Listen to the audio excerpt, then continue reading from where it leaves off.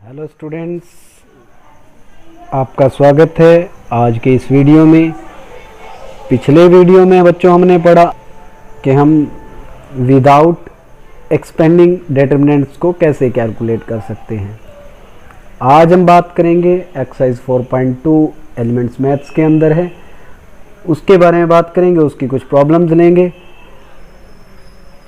और उसमें जो फर्स्ट सम है वो क्या कहता है, without expanding prove that the following determinants are vanishes. Vanishes का मतलब होता है बच्चों ज़ीरो, यानी कि आपको बिना एक्सपेंड किए ये बताना है कि किन किन के डिटरमिनेंट्स ज़ीरो के बराबर होंगे। एक एग्जांपल लिया मैंने 2, 3, 4, 5, 6, 8, 6x, 9x, 12x। तो बच्चों हमें पता है कि डिटरमिनेंट्स ज़ीरो के इक्वल होते हैं अगर कोई दो रो या दो कॉलम आइडेंटिकल हो जाएं। तो आप अगर इस प्रॉब्लम को देखें तो यहाँ पर जो थर्ड रो है 6x, 9x, 12x, अगर इसमें से हम 3x कॉमन निकाल दें, हम क्या करेंगे 3x कॉमन निकाल देंगे। फर्स्ट रो में कोई चेंज नहीं होगा, सेकंड रो में कोई चेंज नहीं होगा, थर्ड रो हमारे पास 2, 6x में से 3x कॉमन निकाल रखा है, 9x में से 3x कॉमन निकला तो 3, 12x में से 4x कॉमन निकला तो 4, और यहाँ पर हमारे पास हो जाता है 3x मल्टीप्लाई बाई 0, आंसर हो जाएगा 0। यहाँ जो R1 है वो आइडेंटिकल हो जाती है बच्चों R3 के साथ। अगली प्रॉब्लम की बात करते हैं। नेक्स्ट प्रॉब्लम में हमें दिया है बच्चों A, B, C first column है, P, Q, R second column है, AX plus PY, BX plus QY, CX plus RY। हम इसे भी क्या शो करना है, हमें ज़ीरो शो करना है। तो बच्चों ध्यान दो, हमारे पास A, B, C है बट थर्ड कॉलम में AX, BX और CX है, यानी कि फर्स्ट कॉलम को हम X से मल्टीप्लाई कर दे तो AX, BX, CX हो जाएगा, जबकि P, Q, R यानी सेकंड कॉलम को Y से मल्टीप्लाई कर दें और दोनों को ऐड कर दें, यानी कि हम चेंज करते हैं। इसमें प्रॉपर्टी क्या लग जाएगी हमारे पास, प्रॉपर्टी में हम इसको लिखेंगे कि C1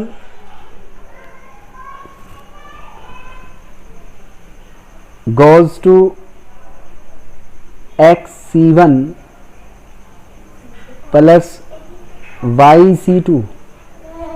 C1 को रिप्लेस कर देते हैं XC1 प्लस YC2 में, और ऑपरेट करने के बाद हमारे पास C1 को X से मल्टीप्लाई करना है तो AX, P को Y से मल्टीप्लाई करना है तो PY, और दोनों को ऐड कर दें AX प्लस PY। इसी प्रकार से सेकंड को B को X से मल्टीप्लाई करेंगे BX, इसमें ऐड करेंगे Q को Y से मल्टीप्लाई करके QY, CX plus RY। Second column में कोई चेंज नहीं, P, Q, R, और थर्ड कॉलम हो गया बच्चा AX plus PY, BX plus QY और CX प्लस RY। यानी कि अगर हम कंपेयर करें तो because C1 is identical with C3, C1 और C3 आपस में क्या हो गए, आइडेंटिकल हो गए। अगर ऐसा है तो डिटरमिनेंट्स जो हैं सो डिटरमिनेंट इक्वल टू हो जाएगा बच्चों 0। इस प्रॉब्लम में बच्चों में दिया है sine alpha cos alpha plus delta, sign beta cos beta plus delta, sign gamma cos gamma plus delta.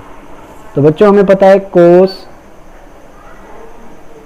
Alpha plus delta को अगर हम एक्सपेंड करें तो बनेगा cos alpha cos delta minus sign alpha sine delta. अब बच्चों थोड़ा ध्यान दें, कोस अल्फा हमारे पास सेकंड कॉलम में है, इसको कोस डेल्टा से मल्टीप्लाई कर दें तो कोस अल्फा कोस डेल्टा हमारे पास बन जाएगा। इसी प्रकार से साइन अल्फा हमारे पास फर्स्ट कॉलम में है, इसको साइन डेल्टा से मल्टीप्लाई करेंगे तो साइन अल्फा साइन डेल्टा बन जाएगा। और जो दोनों हमारे पास रिजल्ट आ चुके हैं, इन रिजल्ट्स को हम घटा दें तो हमारे पास कोस अल्फा प्लस डेल्टा का फार्मूला बन जाएगा। सेम बीटा के साथ होगा और सेम ही गामा के साथ होगा। तो हम क्या करते हैं, हम C2 को चेंज करेंगे। C2 goes to cos delta C2 minus sine delta C1। तो ये हमारे पास बन जाएगा। C1 में कोई चेंज नहीं है, एज इट इज लिखा जाएगा sign alpha sine beta sine gamma. बच्चों हमने C2 को कोस डेल्टा से मल्टीप्लाई करना है तो ये बन जाएगा cos alpha cos delta. Second element बन जाएगा कोस बीटा कोस डेल्टा। थर्ड बन जाएगा कोस गामा कोस डेल्टा। इसमें से फिर हमने सब्ट्रैक्ट करना है फर्स्ट कॉलम के ईच एलिमेंट को साइन डेल्टा से मल्टीप्लाई करके, तो ये हमारे पास बन जाएगा sign alpha sine delta sign beta sine delta sign gamma sine delta. जबकि थर्ड कॉलम में कोई चेंज नहीं तो वो एज इट इज लिखेंगे cos alpha plus delta cos beta plus delta and cos gamma plus delta. तो बच्चों क्योंकि हमारे पास कोस ए प्लस बी का फार्मूला सेकंड कॉलम में अप्लाई हो जाता है तो जो सेकंड कॉलम है वो चेंज होकर, तो बच्चों ये हमारे पास क्या बन जाएगा, फर्स्ट कॉलम में कोई चेंज नहीं है, एज इट इज आएगा sine alpha sine beta sine gamma cos A cos B minus sine A sine B का फार्मूला होता है कोस ए प्लस बी। कोस ए का काम करेगा अल्फा प्लस बी हो जाएगा delta. Cos beta plus delta cos gamma plus delta.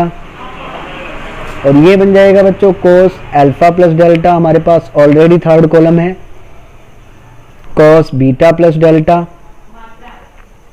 And cos gamma plus delta. तो because C2 identical हो जाएगा C3 के साथ, तो इसलिए इसका आंसर बन जाएगा 0। तो बच्चों इस तरीके से हमने वैनिश शो किया है without using expansion method. Next problem की बात करते हैं। प्रॉब्लम में कहा गया है if A B C are in AP then prove that this is equal to 0। यानी कि अगर ABC AP में है तो हमें शो करना है कि इसके डिटरमिनेंट्स 0 हैं। हम इसका कन्वर्स ले लें, अगर इसके डिटरमिनेंट्स 0 को मानकर हम ABC AP में प्रूव कर दें तो हम इस प्रॉब्लम को सॉल्व कर सकते हैं। अदरवाइज हम कैसे सॉल्व करेंगे, ये देखिए, हमने लेफ्ट हैंड साइड ले लिया बच्चों, राइट हैंड साइड यहाँ हमारे पास 0 थी, हम राइट हैंड साइड को इसको इक्वल प्रूव कर देंगे। तो इसके लिए हम क्या करते हैं बच्चों, अगर मैं R2 में से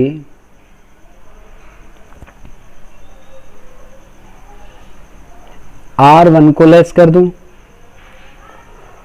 और साथ के साथ R3 में से R2 को सब्ट्रैक्ट कर दूं, तो कहीं ना कहीं मैं दो रोज को क्या बता पाऊंगा, आइडेंटिकल कर पाऊंगा। तो R1 में कोई चेंज नहीं, R1 एज इट इज लिखना है मुझे 2y + 4 5y प्लस 7 और 8y प्लस a। अगर मैं 3y प्लस 5 में से 2y प्लस 4 लेस करूंगा तो मेरे पास बचेगा y प्लस 1। इसी प्रकार से 6y में से 5y लेस होएगा तो y बचेगा, 8 में से 7 लेस होएगा तो 1, 8 प्लस 1। और यहां पर भी y is equal to y plus b minus a बच जाएगा। सिमिलरली R3 में से R2 को लेस करूंगा और R3 में लिखूंगा तो ये भी मेरे पास y plus 1 and y plus c minus b हो जाएगा बच्चों। अब अगर हम नोटिस करें तो हम देखते हैं ये दोनों एलिमेंट्स इन दोनों के इक्वल हैं। क्या थर्ड एलिमेंट इक्वल है? अगर ये थर्ड एलिमेंट इक्वल हो जाता है तो हम कह पाएंगे कि C1 और C2 R1 और R2 क्या हैं? आइडेंटिकल हैं। अब because ABC are in AP, हमें पता है कि ABC अगर AP में है, ABC AP में है तो ये अंडरस्टूड होना चाहिए कि B minus A is equal to होना चाहिए C माइनस B। और दोनों तरफ अगर y ऐड कर दे तो y plus B minus A किसके इक्वल हो जाएगा? y plus C minus B के। इट मीन्स ये दोनों आपस में क्या हो गए? इक्वल हो गए। और ये दोनों ऑलरेडी इक्वल हैं तो क्या लिखेंगे? Now R2 is identical with R3, so determinants equal to 0 equal to RHS। क्योंकि R1 और R2 और R3 आइडेंटिकल हैं इसलिए जो डिटर्मिनेंट्स है वो 0 के इक्वल हो जाएंगे और वो किसके इक्वल हो जाएगा? राइट हैंड साइड के इक्वल प्रूव हो जाएगा। अगली प्रॉब्लम को लेते हैं। इस प्रॉब्लम में बच्चों कहा है prove that a square plus 2a, 2a plus 1 1, 2a plus 1, a plus 2 1, 3 3 3 3 3 1 equal to a minus 1 का होल क्यूब। ये हमें प्रूव करना है बच्चों। हम इस साइड को लेते हैं, लेफ्ट हैंड साइड को लिखेंगे। लेफ्ट हैंड साइड हमारे पास a square plus 2a, 2a plus 1 1, 2a plus 1, a plus 2 1, 3 3 1। बच्चों अगर आपको विदाउट एक्सपेंड करना है तो आप एक चीज को ध्यान में रखें, डिटरमिनेंट्स के अंदर किन्हीं दो वैल्यूज को आप 0 बना दें। अब जैसे C1 है, C1 के इस 3 को 0 में कन्वर्ट किया जा सकता है और C2 के 3 को भी 0 में कन्वर्ट किया जा सकता है। कैसे? अगर मैं C3 को 3 से मल्टीप्लाई करूं और फर्स्ट और सेकंड कॉलम में से घटा दूं तो ये हमारी रिक्वायरमेंट को पूरा कर देगा। सपोज कीजिए आप ऐसा नहीं चाहते, आपके पास ऑलरेडी 1 1 है और हमें पता है 1 में से 1 को लेस करेंगे तो 0 हो जाएगा। 1 में से 1 को लेस किया जाए तो क्या बन जाता है? 0 हो जाता है। तो आप ये ऑपरेशन भी लगा सकते हैं कि R1 को लिख दें हम R1 माइनस R2, R2 को चेंज कर दें हम R2 माइनस R3। बच्चों एक बात और ध्यान रखेंगे, यहां पर कोशिश करें कि आप एक टाइम में 2 से ज्यादा ऑपरेशन अप्लाई ना करें। केवल 2 ऑपरेशन से आप अगर सवाल सॉल्व करते हैं तो बहुत इजीली सॉल्व हो जाएगा और कंफ्यूजन नहीं होगा। तो R1 में से R2 को घटाएंगे तो 2a से 2a कैंसिल हो जाएगा और बच जाएगा a स्क्वायर माइनस 1, जिसे हम a माइनस 1 इंटू में a प्लस 1 लिख पाएंगे और 2a से लेस होकर a बच जाएगा और 1 माइनस 2 माइनस 1 हो जाएगा और 1 माइनस 1 क्या हो जाएगा? 0। सिमिलरली 2a प्लस 1 माइनस 3 करेंगे तो ये बनेगा 2a माइनस 3 और 2 निकल जाएगा कॉमन और बच जाएगा a माइनस 1। इसी प्रकार से a प्लस 2 में से 3 लेस करोगे तो बनेगा a माइनस 1 और 1 में से 1 लेस होकर क्या बचेगा बच्चों? 0 और फिर बनेगा 3 3 1। तो बच्चों अगर आप ध्यान दें तो हमारे पास जो फर्स्ट रो है उसमें से a माइनस वन यहाँ पर भी है, यहाँ पर भी है, कॉमन निकल जाएगा, आगे सामने 0 है, और a माइनस वन यहाँ पर भी है, यहाँ पर भी है, दूसरी रो में और सामने क्या है 0 है, तो a माइनस वन 2 टाइम हमारे पास कॉमन आ जाएगा।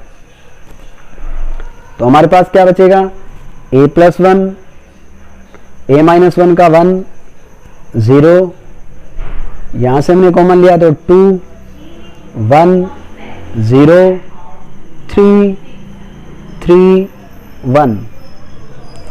अब बच्चों इसे हम थर्ड कॉलम के साथ एक्सपेंड कर दें तो प्लस माइनस प्लस ये हम छोड़ देंगे, ये रो और ये कॉलम हम डिलीट कर देंगे, और यहाँ 1 है तो कोई इफेक्ट नहीं होगा, इसकी इससे मल्टीप्लाई हो जाएगी, यानी a प्लस वन माइनस 2 बन जाएगा बच्चों, और ये हमारे पास ऑलरेडी है a माइनस वन का स्क्वायर, यानी कि ये जो वैल्यू है, जो हमारे पास जो वैल्यू बचेगी वो बनेगी a माइनस वन का स्क्वायर इंटू में a माइनस वन, तो ये बन जाएगा बच्चों a माइनस वन का होल क्यूब, जो कि राइट हैंड साइड के इक्वल है। बच्चों ये जो हमने प्रॉब्लम्स किए, इन प्रॉब्लम्स की प्रैक्टिस आप करेंगे, इस पर कुछ और प्रॉब्लम हम अगले वीडियो में लेकर आएंगे, तब तक आप खुद भी ट्राई करें। बाकी प्रॉब्लम्स के लिए हम मिलते हैं नेक्स्ट वीडियो के अंदर, तब तक stay safe, be happy and thank you.